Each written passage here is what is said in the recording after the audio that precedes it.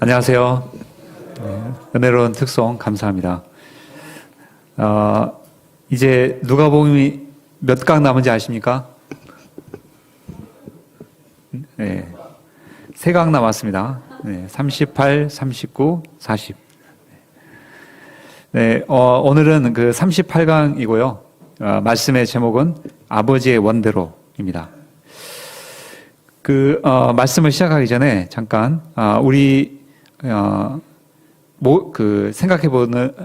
볼 점이 하나 있어서 말씀드리겠습니다. 우리 모두의 인생에는 활용 점정과 같은 시기가 있습니다. 내 인생에서 가장 중요한 때, 중요한 일들이 있습니다. 그렇죠? 어떤 사람에게는 그 시기가 비교적 빨리 찾아오기도 합니다. 또 어떤 사람은 인생의 마지막 순간에 그러한 활용 정점의 시기가 찾아오기도 합니다. 아마 대부분의 사람들은 직감적으로 지금이다. 지금이 내 인생에서 가장 소중한 순간이다. 느낄 것입니다. 제가 성경 공부하면서 이 얘기를 했더니 어떤 분은 오늘이 바로 그날이라고 그런 얘기를 했습니다. 굉장히 제가 은혜를 받았습니다. 만약 여러분이 인생을 살면서 그러한 순간이 온다면 어떻게 하시겠습니까? 오늘 말씀에서도 예수님은 그 예수님의 삶에서 가장 중요한 순간을 앞두고 있습니다. 이때 예수님은 어떻게 하십니까? 오늘 본문을 통해서 그것을 생각해 보고자 합니다. 말씀의 제목은 아버지의 원대로이고 요절은 22장 42절입니다. 42절 말씀을 다 같이 한번 읽어보겠습니다. 시작.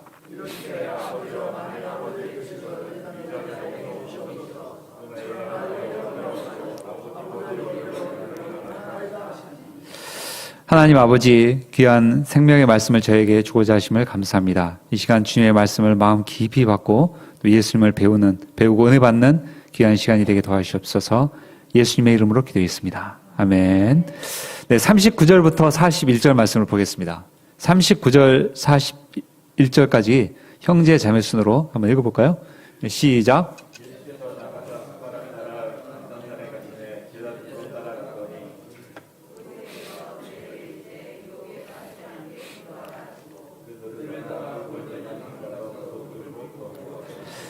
네, 예수님은 습관을 따라 감람산으로 가셨습니다. 지금까지 예수님은 많은 일을 하셨죠. 수많은 불치병자들을 고치셨습니다. 삶의 의미를 몰라 방황하는 영혼들에게 빛이 되는 생명의 말씀을 전하셨습니다. 이제 마지막 남은 것은 십자가와 부활입니다. 마지막 남은 것이 뭐라고요? 네, 십자가와 부활입니다. 만약 예수님께서 십자가와 부활이 없이 이대로 삶을 마치셨다면 어떻게 되었을까요? 아마 그렇다면 오늘날 기독교의 모습은 크게 바뀌었을 것입니다. 예수님은 아마도 인류에게 큰 가르침과 깨달음을 준 위대한 스승 정도로 기억될 것입니다. 인류에게 가르침과 깨달음을 준 이들은 예수님 외에도 찾아볼 수 있습니다. 그리스 철학자 헤라클레이투스는 흐르는 강물에 발을 2번 담글 수 없다는 말을 남김으로 인류에게 깨달음을 주었습니다. 강물은 계속해서 흐르고 있으므로 2번째 발을 담글 때 그 강물은 더 이상 처음 발을 담궜을 때 그 강물이 아니라는 것입니다. 헤라클레이투스의 이 가르침에 기초해 지어진 노래가 김창완의 청춘입니다. 언젠간 가겠지 푸르른 이 청춘, 지고 또 피는 꽃잎처럼 달 밝은 밤이면 창가에 흐르는 내 젊은 영가가 구슬퍼 각오 없는 날들을 잡으려 빈 손짓에 슬퍼지면 차라리 보내야지, 돌아서야지. 그렇게 세월은 가는 거야. 만약 예수님의 삶에서 십자가와 부활이 없다면 어떻게 될까요?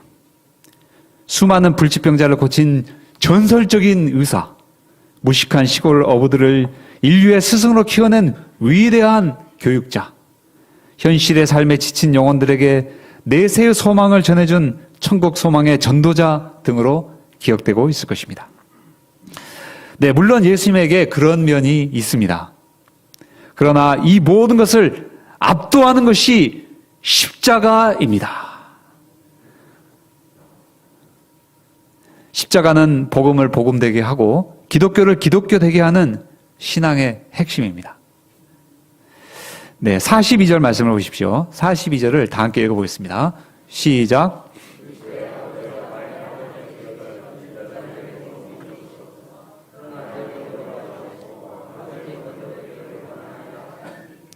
동양에서 가장 잔혹한 처형 방식으로 알려진 것 중에 하나가 펄펄 끓는 기름에 사람을 던져놓는 것입니다. 또 사지를 말에 묶어서 말이 네 방향으로 동시에 달리게 함으로 가운데 묶여있는 사람을 찢어 죽이는 방식도 참혹합니다. 그러나 십자가는 차원이 다릅니다. 보통 건강한 청년의 경우 십자가에 매달려 3일 정도 고통하다가 죽는다고 합니다. 3일간 당하는 이 고통은 인간이 감당할 수 있는 차원을 넘어서는 고통입니다. 예수께서는 아무 죄가 없지만 인류의 죄를 대신할 속죄 제물이 되어 이 십자가에 매달리게 됩니다. 그 육체적 고통은 상상을 초월합니다. 육체적 고통보다 더한 고통은 그것이 인류의 죄로 인한 하나님의 진노의 잔이라는 사실입니다. 잔을 마신다는 표현은 고대에 자주 사용되는 표현으로 왕이 내리는 무서운 벌을 받는 것을 의미합니다. 하나님이 진노하여 내리는 벌을 지금 내가 받고 있다고 상상해 보십시오. 지금 이 시간 각자 눈을 감고 이게 눈을 감으라고 하면 안 감는 분들이 꼭 계시더라고요. 네, 오늘 본문의 주제가 순종이니까 눈을 감으시면 좋겠습니다. 눈을 감고 내 눈앞에 있는 고양이가 나에게 화를 내는 장면을 한번 상상해 보십시오. 냥! 자, 이번에는 사자가 분노하여 포효하며 어금니를 드러내고 나에게 달려오는 장면을 상상해 보십시오. 이제 눈을 떠도 되겠습니다. 이 세상에서 가장 강한 힘과 권력을 가진 자라 할지라도 하나님과 비교하면 한낱 고양이에 불과합니다. 세상 권력자가 분노해도 무섭거늘 가장 강하신 하나님께서 나의 죄로 인해 지금 이 시간 나에게 분노하신다면 우리가 그것을 어떻게 감당할 수 있겠습니까? 예수님은 아무 죄가 없지만 이 하나님의 진노의 잔을 마셔야 합니다. 잠시 후 체포되어 군병들이 내리치는 채찍을 맞을 때 그 채찍 끝에는 날카로운 뼈조각이나 쇠가 붙어 있습니다. 그 채찍이 예수님의 살과 근육과 힘줄을 찢을 때 그것은 죄에 대한 하나님의 진노의 채찍입니다. 벌게 벗겨진 제 손과 발목에 굵은 대못이 박혀 십자가에 매달려 있으므로 상상을 초월한 고통을 당할 때 그것은 하나님이 부으시는 무시무시한 진노의 잔입니다. 예수님은 이 십자가를 생각할 때 오늘날 청년들 표현으로 완전히 멘탈이 붕괴되셨습니다. 요즘 버전으로 성경을 만약 누군가 번역한다면 예수께서 멘탈이 붕괴되셨더라 이렇게 할지도 모르겠습니다. 본래 유대인들은 기도할 때 서서 하늘을 쳐다보며 기도합니다. 그러나 예수님은 서 있을 힘이 없으셨습니다. 하나님 앞에 몸을 내던지고 무릎을 꿇고 얼굴을 땅에 파묻은 채 절규하듯 간절히 기도하셨습니다. 예수님의 기도의 내용이 어떠합니까?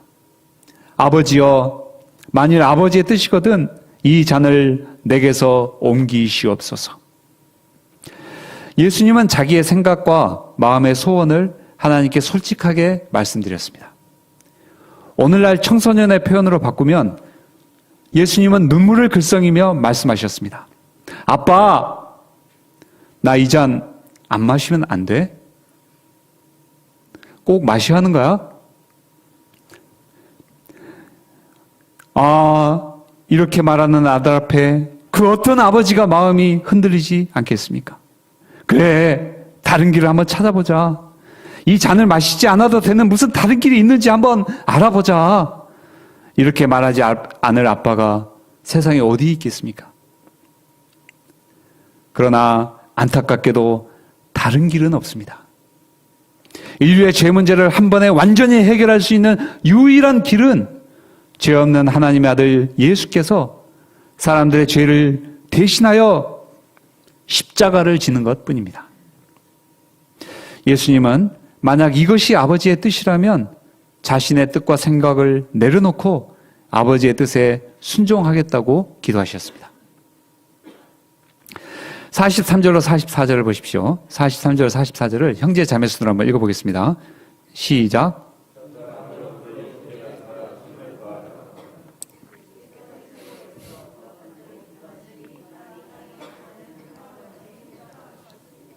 네, 예수께서 기도하실 때 하늘에서 천사가 나타났습니다. 천사는 예수님에게 힘을 실어 주었습니다. 우리도 기도할 때 어느 순간 혼미하던 정신이 맑아지고 깊은 하나님과의 교제에 들어가는 때가 있습니다. 어떤 분은 이것이 방금 마신 커피 카페인의 힘이 아닐까 생각합니다. 그럴 수도 있습니다. 하지만 보이지 않는 가운데 천사가 나의 기도를 돕고 있기 때문입니다. 천사가 주는 힘을 받아 기도에 집중하실 때 예수님의 온몸에서 땀이 솟아났습니다.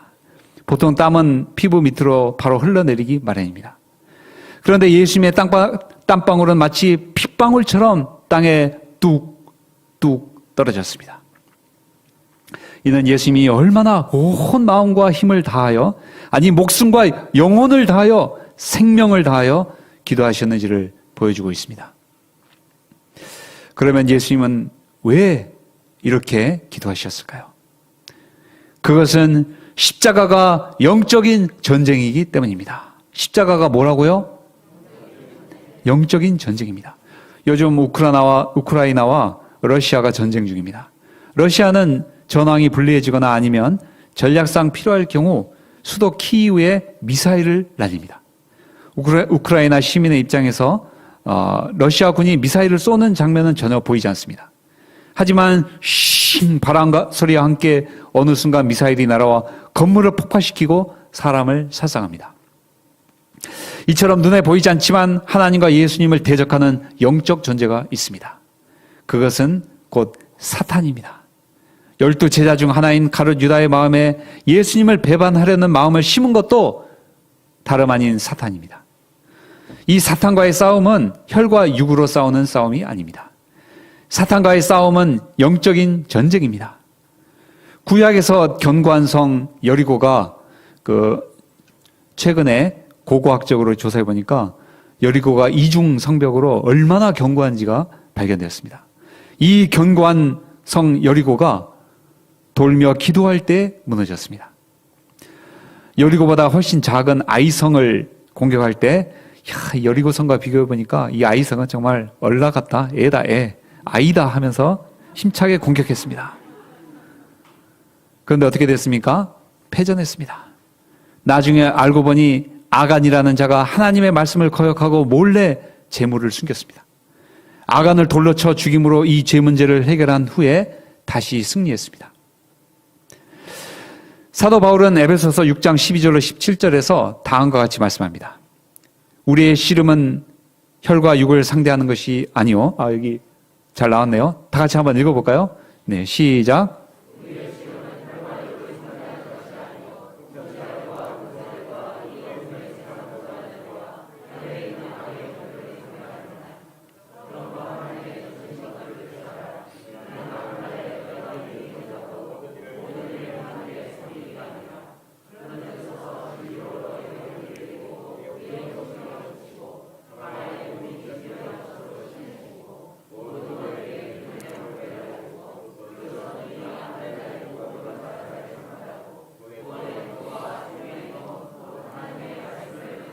아멘. 네, 누가복음 6장을 보면 예수께서는 12제자를 부르시기 전에 산에서 밤이 새도록 하나님께 기도하셨습니다.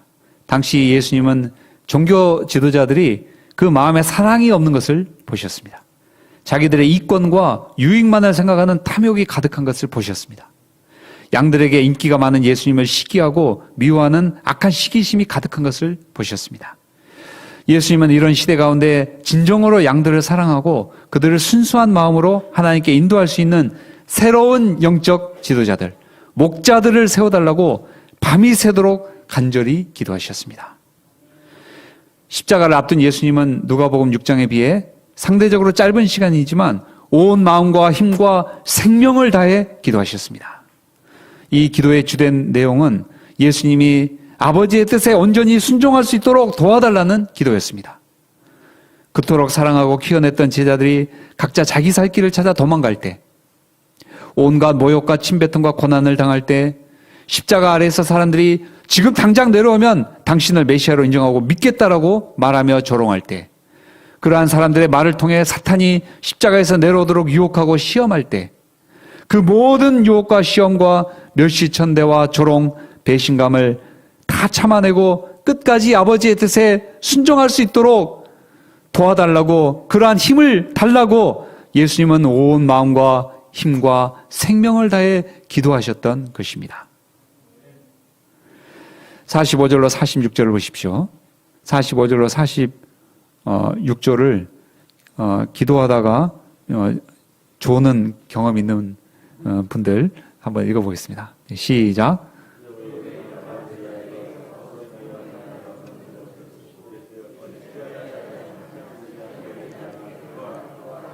네, 감사합니다. 40절에서 예수님은 제자들에게 이 유혹은 이제 시험과 같은 단어입니다. 시험에 빠지지 않도록 기도하라 말씀하셨습니다. 그런데 가장 기도해야 할 때 제자들은 잠을 자고 있었습니다.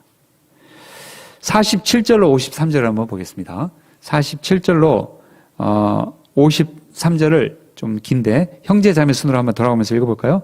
네, 시작.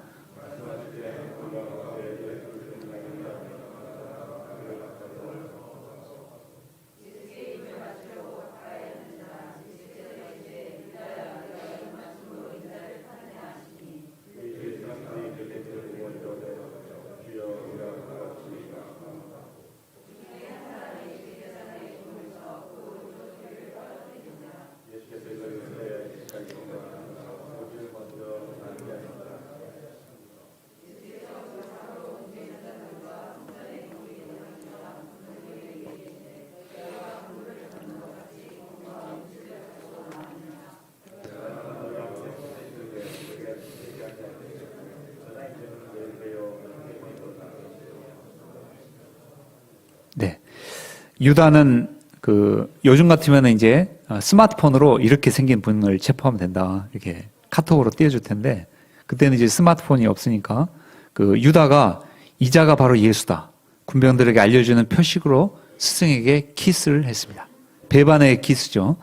예수님은 이런 그에게 말씀하셨습니다. 유다야, 내가 입맞춤으로 인자를 파느냐. 자다가 방금 깨어난 베드로는 이 상황을 보고 칼을 휘둘렀습니다. 그 칼은 한 종의 오른쪽 귀를 떨어지게 했습니다. 예수님은 베드로에게 이것까지 참으라 말씀하시고 떨어진 종의 귀를 제자리에 붙여주셨습니다. 예수님은 자기를 잡으러 온 종교 지도자들과 군인들에게 너희가 강도를 잡는 것처럼 검과 몽치를 가지고 나왔느냐. 내가 날마다 너희와 함께 성전에 있을 때 내게 손을 대지 아니하였도다. 그러나 이제는 너희 때요 어둠의 권세로다 말씀하시고 순순히 체포되셨습니다. 기도로 준비한 예수님은 참으로 의연한 태도와 자세를 보여주셨습니다. 네, 54절로 62절을 보십시오. 54절로 62절을 또 한 절씩 형제자매 순으로 돌아보면서 읽어보겠습니다. 시작.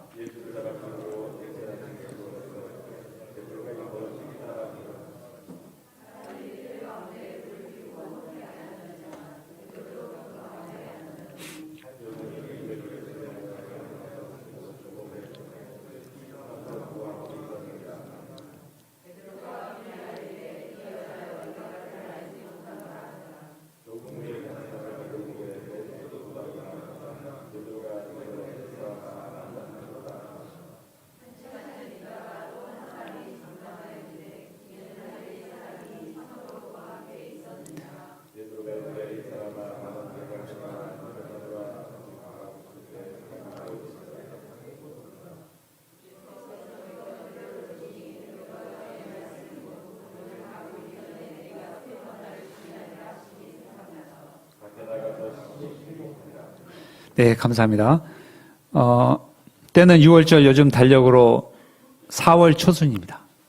해발 800m 높이의 예루살렘은 밤이 되면 초겨울처럼 추웠습니다. 예루살렘 바로 오른편에 있는 유명한 도시의 이름이 뭐죠? 예루살렘 오른편. 여리고입니다. 예루살렘과 여리고는 굉장히 가까운데 예루살렘은 해발 800m, 여리고는 해수면 아래 마이너스 200m. 그래서 여리고는 굉장히 밤에도 따뜻한데 예루살렘은 밤이 되면 초겨울처럼 추웠습니다.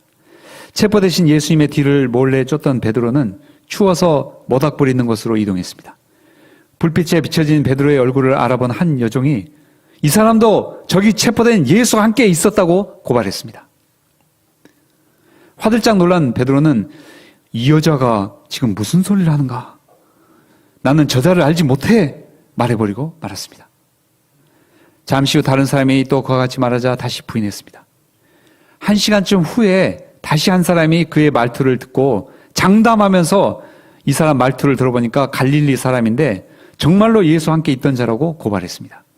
베드로는 다시 부인했습니다. 그 순간 닭이 통곡하듯 꼬끼우 울부짖었습니다. 동시에 베드로의 눈과 예수님의 눈이 만났습니다. 베드로는 예수님이 하신 말씀이 기억났습니다. 오늘 닭 울기 전에 내가 3번 나를 부인하리라. 오늘 본문은 기도로 준비하여 승리하시는 예수님과 기도하지 않고 잠을 잔 베드로가 실패하는 모습을 대조적으로 보여줍니다. 베드로가 실패한 이유가 무엇입니까? 기도를 하지 않았기 때문이라기보다는 기도의 필요성을 절실히 느끼지 못했기 때문입니다. 베드로는 굳이 기도하지 않아도 내 뜻과 의지로 충분히 인생을 살 수 있다고 생각했습니다. 33절에서 그는 예수님을 배반하지 않고 예수님을 따라 감옥에도 죽음의 자리에도 가겠다고 호언장담했습니다. 그는 자기 안에 이런 연약함이 있는지 미처 알지 못했습니다. 지난 2013년 한 학생이 서울대학교 경영학과를 최우등으로 졸업하고 연세대 로스쿨에 입학했습니다. 그는 로스쿨에서도 우수한 성적을 기록했습니다. 1학기 전체 1등을 했습니다. 2학기 기말고사가 며칠 남지 않은 어느 날 밤 그는 한 교수의 연구실에 잠입했습니다. 어깨너머로 비번을 알아낸 후에 잠입한 것이었습니다. 그는 교수의 컴퓨터를 열어 해킹 프로그램을 설치를 시작하려 했습니다. 그런데 이때였습니다. 경비원이 문을 따는 소리가 들렸습니다. 그는 얼른 캐비닛에 몸을 숨겼습니다. 그러나 경비원은 캐비닛 문을 열고 그 안에 숨어있던 그를 발견했습니다. 경비원은 밤늦게 학생이 교수실에 가는 것을 수상하게 생각한 것이었습니다. 서울대학교 경영학과를 최우등으로 졸업할 정도이면 얼마든지 자기 노력으로 좋은 성적을 거둘 수 있을 터인데 그가 왜 이런 무시무시한 일을 벌였을까요? 본인의 자세한 이야기를 들어보지는 못했지만 자기도 모르는 사이 한순간 마음에 유혹이 들어왔을 것입니다. 이번 학기에는 아무래도 1등을 놓칠 것 같은데 유치원 때부터 지금까지 1등을 놓치지 않던 내가 이번 학기 혹시 1등을 놓친다면 나는 정말 자존심이 허락하지 않고 정말 너무 힘들 것 같아. 이런 생각을 했을지 모르겠습니다. 그는 어떻게 해서든지 자신의 삶에서 명예로운 1등의 기록을 유지하고 싶었을 것입니다. 그러한 마음이 로스쿨 학생으로서는 결코 하지 말아야 할 행동을 하게 만들었습니다. 아마 그는 캐비닛에서 발각되는 순간 내가 왜 이렇게 되었지? 깊은 후회를 하였을 것입니다. 사람의 마음에는 미처 자기도 알지 못하는 연약함이 있습니다. 우리 한번 가슴에 손을 얹고 내 안에 내가 모르는 연약함이 있어요 라고 고백을 한번 해보겠습니다. 시작. 정말입니다. 거짓말이 아닙니다. 내 안에 내가 알지 못하는 연약함이 있습니다. 그 연약함은 유혹의 순간 갑작스럽게 드러납니다. 베드로는 자기 안에 있는 이 연약함을 알지 못했습니다. 그 결과 사랑하는 예수님을 3번이나 부인했습니다. 밤하늘을 가르며 꼭 끼워 우는 닭소리는 예수님을 그토록 사랑한다던 베드로 내가 어쩌면 그럴 수 있니? 통곡하며 그를 나무라는 소리처럼 들렸습니다. 베드로는 흐 소리와 함께 밖으로 나가 통곡하며 울었습니다. 이 사건은 베드로의 삶에 지울 수 없는 큰 실패였습니다. 그는 이 실패로 인해 다시 재기하지 못할 것 같았습니다. 인생 실패요, 학점으로 치면 인생 F처럼 보였습니다. 그러나 지금은 아니지만 시간이 흐른 후 베드로의 이 실패는 오히려 전화위복이 됩니다. 그는 자신의 부족함과 허물, 연약함을 깊이 인정하고 진정으로 겸손해졌습니다. 자기를 의지하지 않고 하나님만 간절히 의지하는 사람이 되었습니다. 63절로 71절을 보십시오. 예수님을 체포한 이들은 예수님을 희롱하고 때렸습니다. 예수님의 눈을 가리고 너를 친 자가 누구인지 맞춰보라고 했습니다. 다음날 새벽 그들은 예수님을 신문하고 재판했습니다. 그 자리에서 예수님은 두려움 없이 당당하게 자신이 하나님의 아들이요 그리스도이심을 드러내셨습니다. 올해 2월 26일부터 2층에서 종로 7부는 자립적인 예배를 시작하게 됩니다. 현재 종로 7부는 넥스트 제너레이션을 세우고 제자 양성해야 하는 중차대한 기도 제목이 있습니다. 향후 한 7, 8년 혹은 길게 10년 내에 넥스트 제너레이션을 세우지 못하고 제자 양성을 하지 못하면 종로 7부는 문을 닫아야 합니다.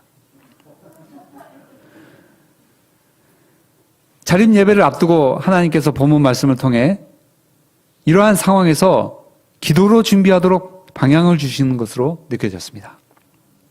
넥스트 제너레이션을 세우고 제자 양성하는 것은 결코 나의 힘과 능력으로 할 수 없습니다. 하나님께서 함께하여 주시고 도와주셔야 가능합니다.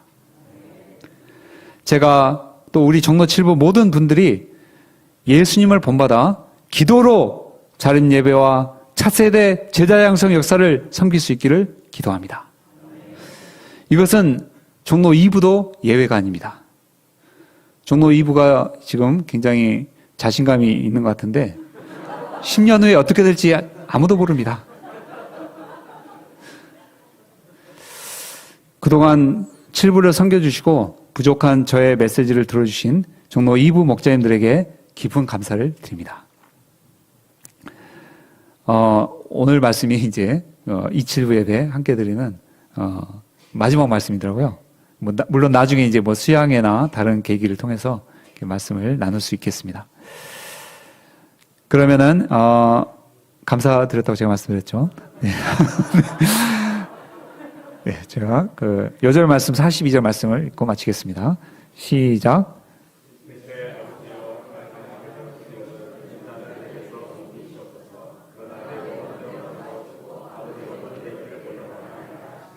하나님 아버지, 십자가를 앞둔 예수님이 어떻게 이 십자가를 준비하셨는지 배우게 하셔서 감사합니다.